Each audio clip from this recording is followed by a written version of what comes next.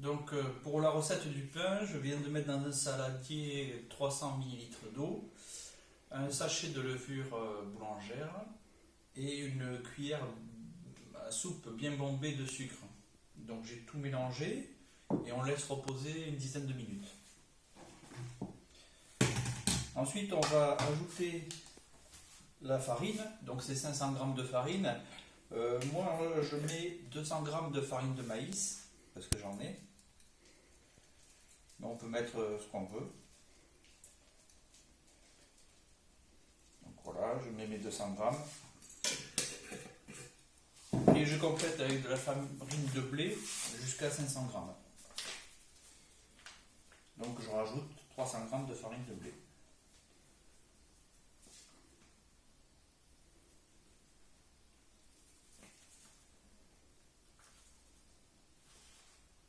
Voilà. Une fois que ça c'est fait, j'enlève la balance. Je vais rajouter une cuillère rase de sel.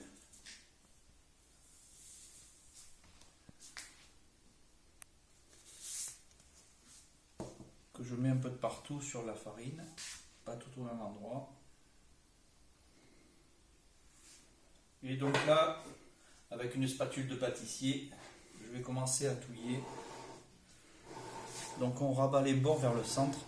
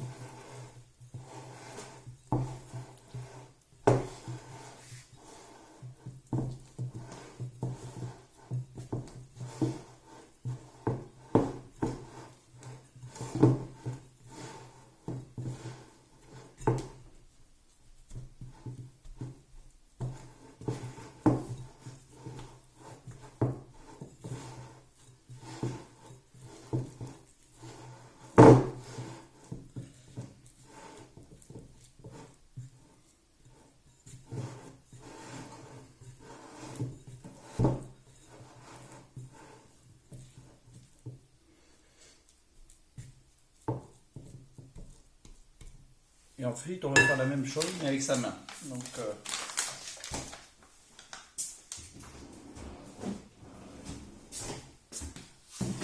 je vais tremper ma main dans la farine. Donc, j'enlève ce qu'il y avait sur la spatule. Et là, je vais faire la même chose, mais avec la main.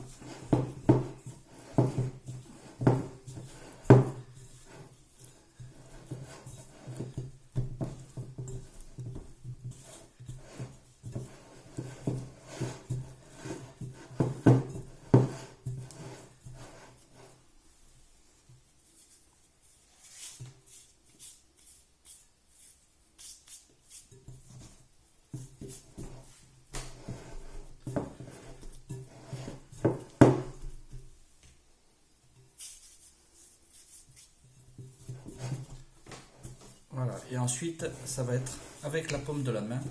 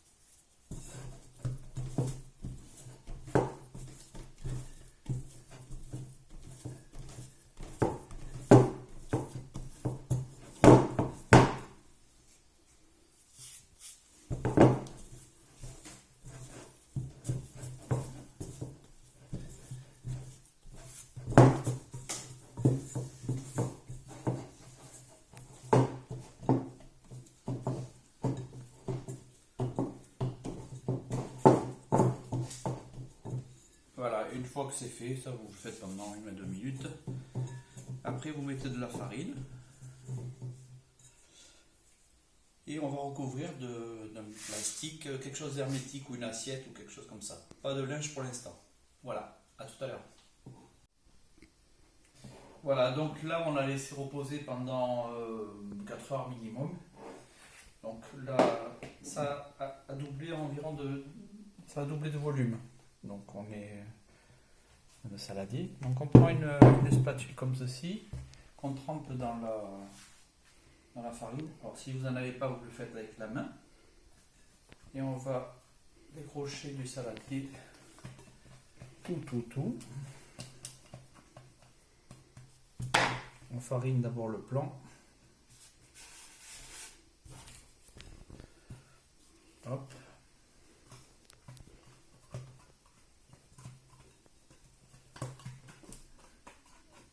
Et donc le pâton tombe.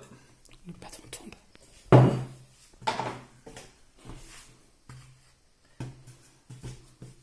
Et là, on va tapoter dessus pour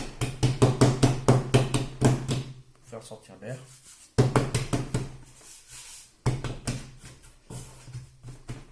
Et pour faire un rectangle.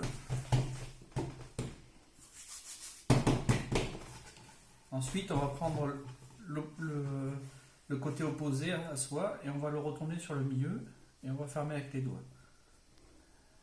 Voilà, pour souder. On prend le côté qui est vers soi, on fait la même chose, vers le milieu. Et on soude.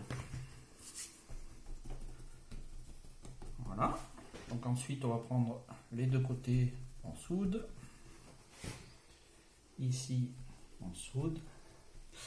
Et après, on va faire un petit volte-face pour que ça se mette, la soudure soit dessous.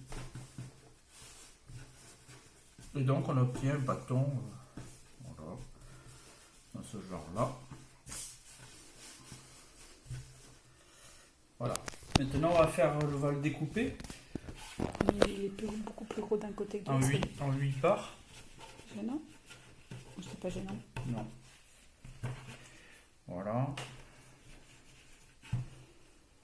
Pour faire des pâtons à peu près pareils. Identiques qu'on va laisser.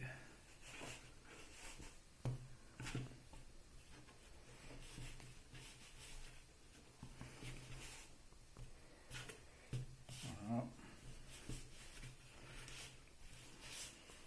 Voilà, donc là ça c'est collant, un peu collant.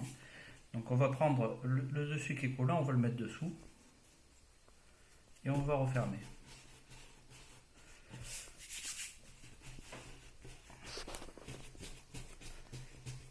Et on fait tourner comme ça.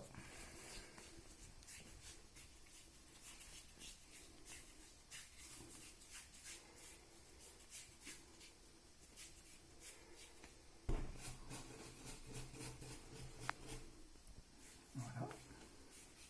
Et ensuite on dépose sur une plaque. Alors là j'ai du papier sulfurisé, mais autrement, si vous n'en avez pas, vous mettez de la farine et ça ira très bien. Donc on ferme, on fait tourner. Et après, dans le creux de sa main, pour bien fermer. En fait dessous, ça fait comme ça après. Hop. Donc là, quand c'est un peu collant, c'est très bien parce que ça permet de bien fermer dessous.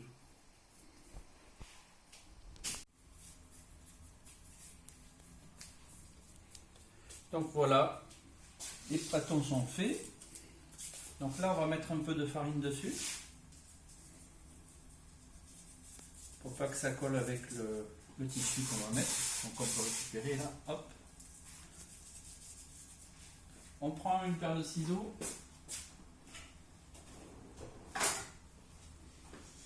Là, on va faire des découpes. Alors il ne faut pas hésiter. Hein.